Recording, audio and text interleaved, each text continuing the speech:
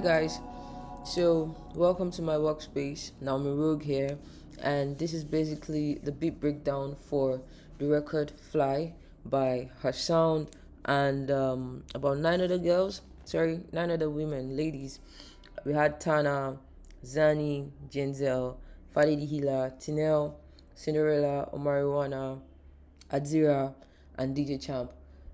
Beautiful, beautiful voices.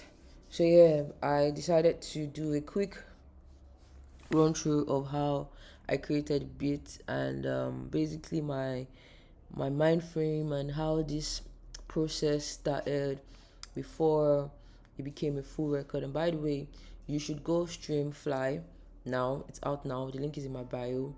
And you should also check her Sound Global's page for a lot of other records. Yeah, so back to Fly, the main reason why we're here today. So one thing about me when I'm producing, I really like to start with chords. Like as you can see, I like to play chords, and it always helps me to understand how I want the song to sound. And I know that not every producer works like that, but that is my work process, and it helps me get into a better flow. So yeah, these are the chords that I decided to use for the track.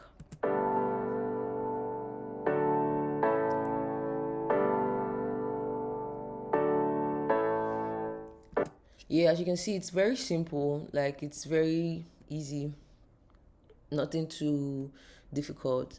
And yeah, when I put the chords in like that, I like to go with a synth.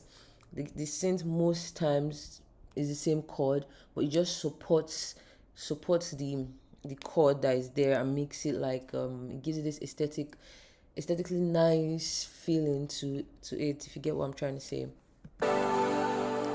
Yeah.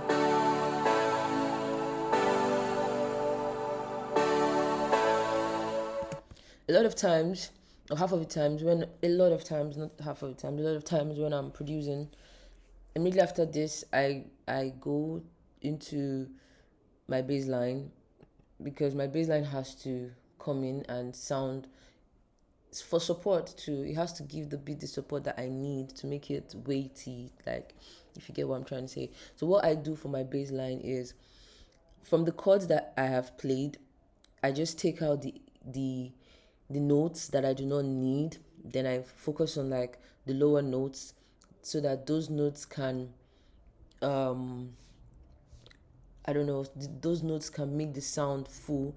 You could listen to what I'm trying to say here.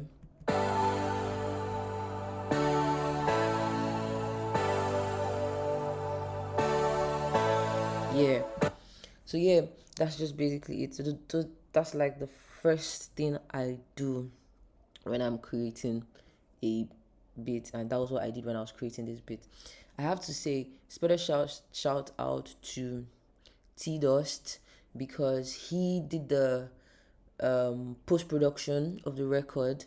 Because when I was done making the beat, and after the girlies had recorded their vocals, which I recorded, we had to take the record back, the stems back to her sound, and they sent it to T-Dust for processing and mastering. So he ended up adding a little elements and a little other sounds just to make it like give it an overall beautiful, energetic music and all of that. So yeah, back to the music. After that, I always like to go into my percussions here. So I have the marimba here, I have the maracas here. So I'm going to unmute a couple of the percussion, so you can actually like hear what they sound like together, because they they made the beat. They're part of like the beat. And yeah, so with the shakers, congas, so this sound that I'm about to play, I'm going to mute the chords and the bass line, so you can just listen to what this is trying to say. You hear me?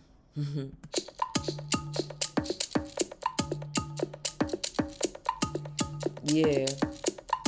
So now I would introduce the chords, so you can actually like listen to that again, so you hear that.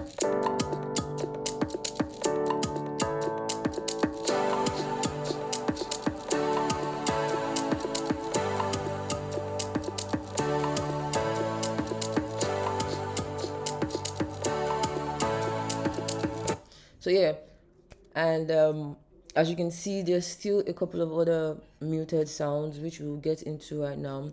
um, One thing about me is I like to make sure that there's groove in my songs, in my beat productions. So I like to focus on how the energy is, because the energy has to be right, the energy has to feel good. So I come in with more baseline.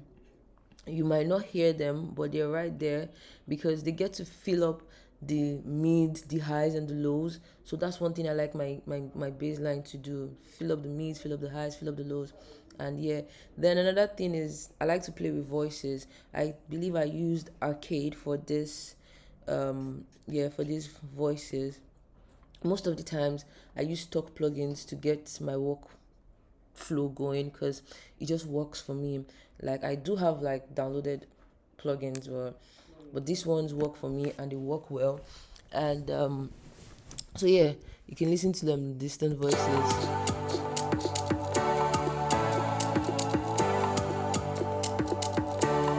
Yeah. So yeah, basically that's what it is. And there's still extra vocals here that just gives it this kind of like feeling. Yeah, if you get what I'm trying to say. Yeah.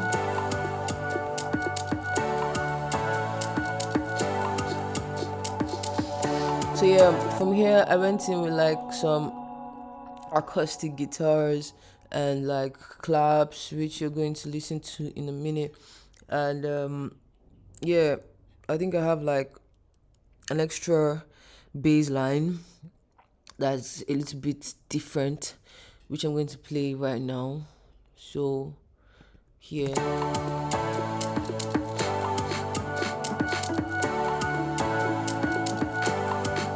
that's the guitar.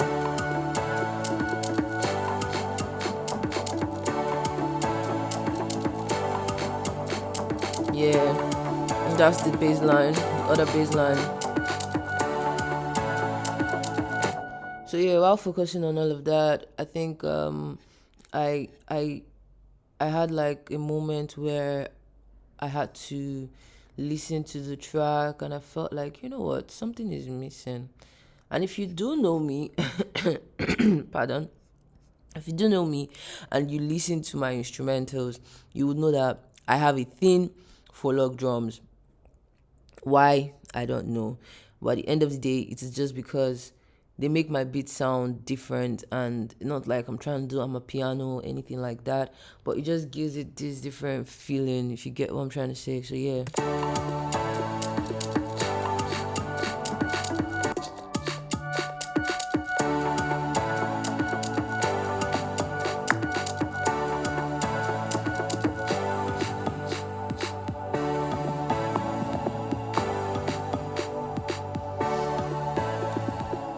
Yeah, so like I'm basically just going in and out of sounds, coming in and coming out.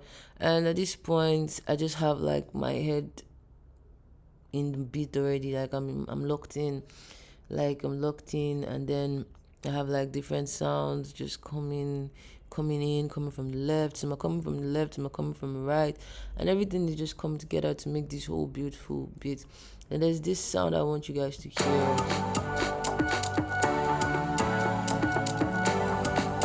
Yeah. If you can hear that clearly, you'd hear that it does. I believe I can fly. So it's basically, it was recorded after the chorus was done, after the chorus was sung. So I just played that in. I think it was T-Durst's idea for me to do that, and yes, I did it, and I did it like clean, nice, no stress. Um, with that said, I just had the moment where I had to like remove some stuff. As you can see, I muted all these parts. These are the vocals, so they're very very useful.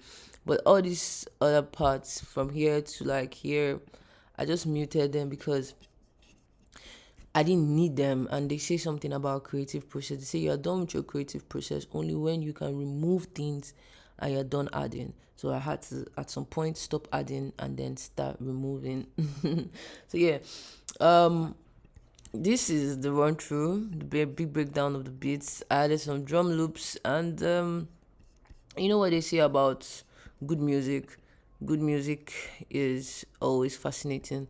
I did this beat in give and take 20 minutes to 45 minutes because I had this skeleton before I got to the camp, and I played a couple of instrumentals for the girlies, and we actually picked a different instrumental. We had already started working on a different instrumental.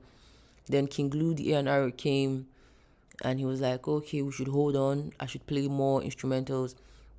And I said I had to go back. I played more instrumentals, and I think he actually really liked this one, and he was like, let's go with this. And the girlies were like, okay. And then everybody started writing, and me, I just had to like go back because it was just the skeleton, which is like the chords, the synths, the bass line, and maybe like the percussions.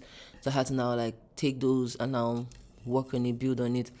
And yeah, so far so good. It really, really came out as an amazing song, and that's why I'm urging you to go stream Fly by her sound and the beautiful ladies, the beautiful girlies that were on the track. So yeah, thank you for listening to my beat breakdown. Thank you for watching and enjoy.